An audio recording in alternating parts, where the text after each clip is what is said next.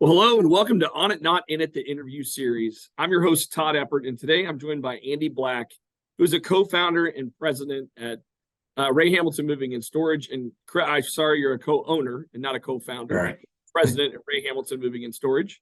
Andy, thank you so much for joining us. Would you like to kick us off with a brief background? Sure. You are and what you do? Absolutely. Thanks for having me. So Ray Hamilton Moving Company has been around for over 130 years. My cousin Jim Wine and I purchased it back in December of 2021 to bring it back into the family. It had been out of the family for about 20 years, and we were fourth generation owners. The company has changed quite a bit since obviously it was founded in 4th Street, downtown Cincinnati in 1892. Today, we're a kind of a three-facet business, but we're in our second full year, and things are starting to obviously get in the place we want it to be, but always looking for room for improvement. So that's kind of a high level of who we are and what our background is. Yeah, so why don't you give us a little bit of detail on what Ray Hamilton does for your customers? Sure. So we have three lines of business. Our primary line of business is we are an over-the-road, long haul, where we have 53 footers running coast to coast with lift gates. We're kind of a specialty carrier in that respect, final mile. And what we do is have our own assets, our own drivers, and we'll take it wherever there's not a dock. So some of our largest clients, we're dropping off either motels or hotels that are being built, or new restaurants, or just very hard to find carriers.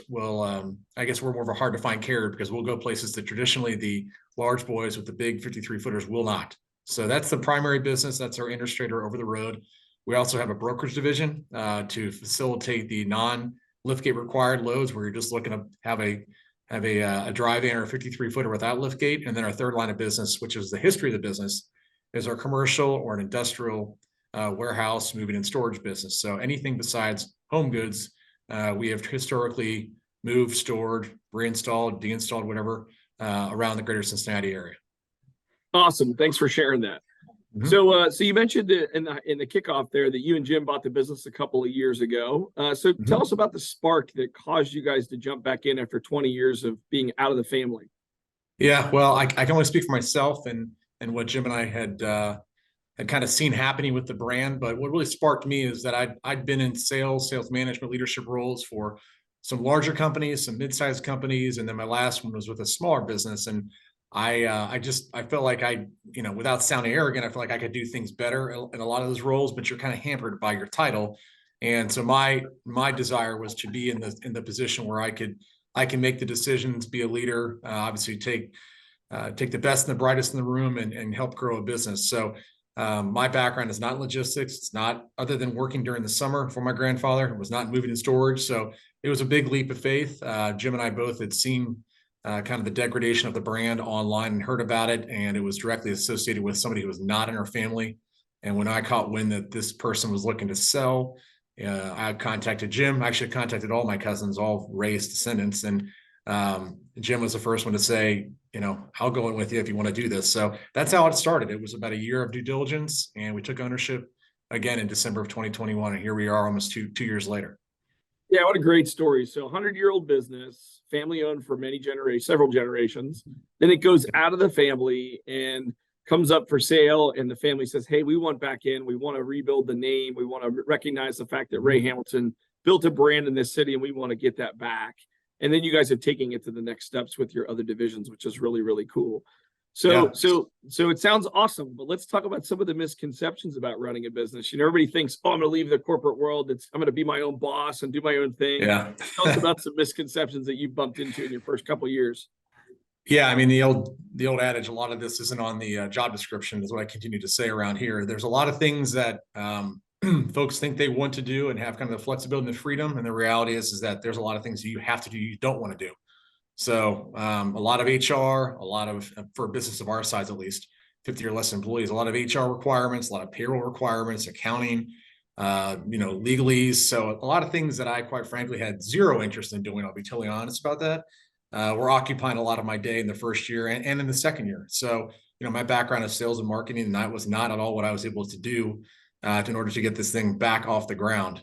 So that's one of those where it really tests your limits in the sense of, if you think you're good at one thing and you want to focus on that, chances are you're not going to get to. You're going to be dragged to do other things that you have to do. So, the old adage, do what you want to do today so you can do what you want to do in the future, or however that saying goes.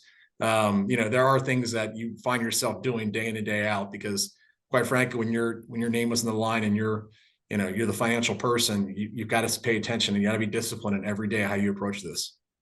Yeah, that's an excellent point, Andy. So you talked a lot about the have to instead of the want to in that last comment. So the have to often drives us into this kind of situation where we get out of balance around our work and life situation. We probably got into a business because we wanted a little bit more work-life balance to be our own boss, and yet we lose track of that. So what are some rituals, some habits that you developed to try to maintain that work-life balance?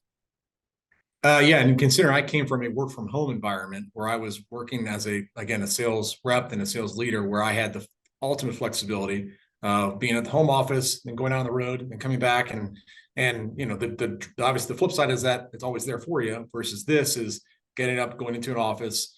So I start my day in a very regimented manner where I'm here at a certain time every day. I start off with the financials. I go through to make sure I know where every dollar has been spent the day before, every dollar that's coming in. That's just my first thing I always do. So I know every day, what is our cash on hand? What are our expenses we expect this week? So if there's any surprises, it's not going to catch me totally off guard. From there, I do some, I'll call personal or professional development, kind of recentering myself in terms of why am I doing this? What are my top 10 goals for the year? What are the things I want to do this month? And then from there, depends on the day of the week. Sometimes it's back to accounting because it's an accounts, it's accounts payable, accounts receivable time of the day. But usually I go out, spend my time with the folks in our warehouse, our drivers, talk to our team that's here locally. Mind you, we've got 24 drivers, almost 30 now, running around the country. So they're not actually here. But we do have a fair amount of folks in our warehouse. So go and check in with them. And then from there, it's kind of take incoming missiles sometimes, but just try to go out and make sure that we're doing all the things that we need to be doing and keeping people on task. Awesome.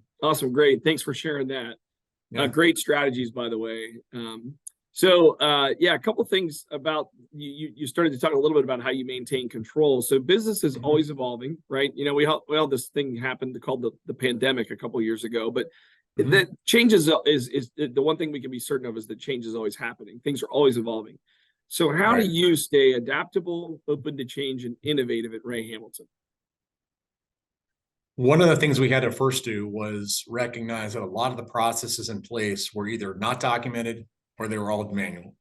So to try to adapt and innovate was the first thing, was to understand the job responsibilities. Again, not having run this business or been in this business, understand what our team was doing to make sure we weren't going to just throw everything out and implode ourselves, and then identify technology or solutions to improve the way we're doing business. So it's not so paper manual. It's not so required of everybody touching it 4 or 5 times to ensure that all the loads are going to go from point A to point B.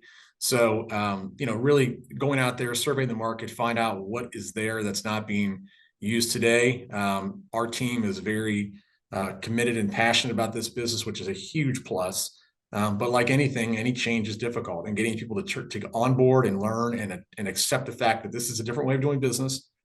I promise it's not going to bite you, and nobody's going to get fired if you don't do it right. Those words literally had to come out of my mouth, where we're not going to judge you or your personal performance or your annual review on how this through together. We're going to fail many times, but we got to be willing to get back up as a team. And that happened this past year, and it's been a very positive transformation for not only how our business operates, but just as a team coming together to see that we can do this. It's not going to kill you. It's not going to be the thing that everybody thinks is going to bring the business to its knees. And now we're actually accelerating and growing. So that's just one example, but we've had many of those since taking over the business 2 years ago. Excellent. So, okay, that's great. So that gives us a little bit about how you made through the changes that you needed to make to get the business on track and get it kind of what I would call buttoned up, like fixed up. You did the triage for a couple of months, maybe even a year. Now the patient's stable, then you're investing in its growth. So, okay, now the business is ready to grow.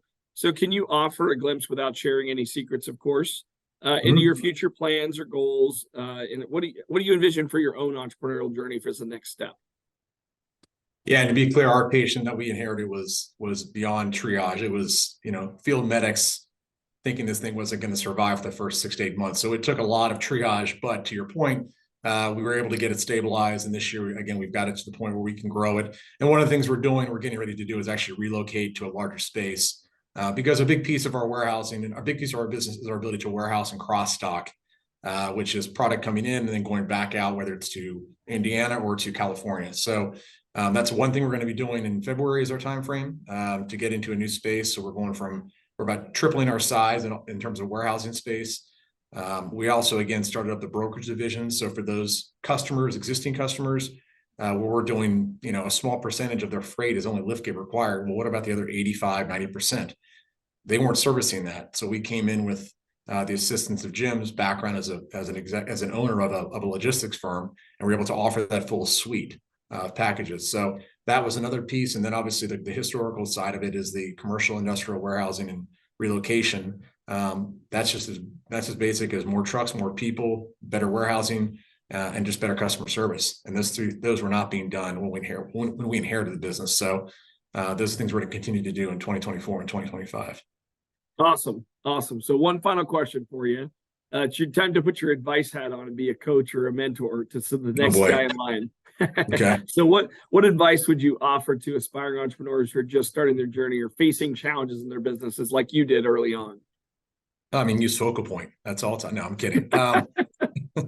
No, I think the one thing that you need to have a non-biased sounding board, somebody you can go to, and it can be your business partner. In this case, that's Jim. Even though he's my business partner, he's somebody that I know I'm not going to be judged, or he's not going to pass any kind of any feedback on anybody else. Have that person you can call up and just say, I can't go out there and look like, things are going sideways, because you got to maintain that air of confidence, but I've got to talk to somebody about this because I either don't know what's going on or I just got to vent. And that may seem obvious, but a lot of folks I think I've talked to struggle to have that point person, and it can't be your spouse, because there's no such thing as a judgment-free zone there, right? I mean, there's going to be some judgment on whether it's right, wrong, or indifferent.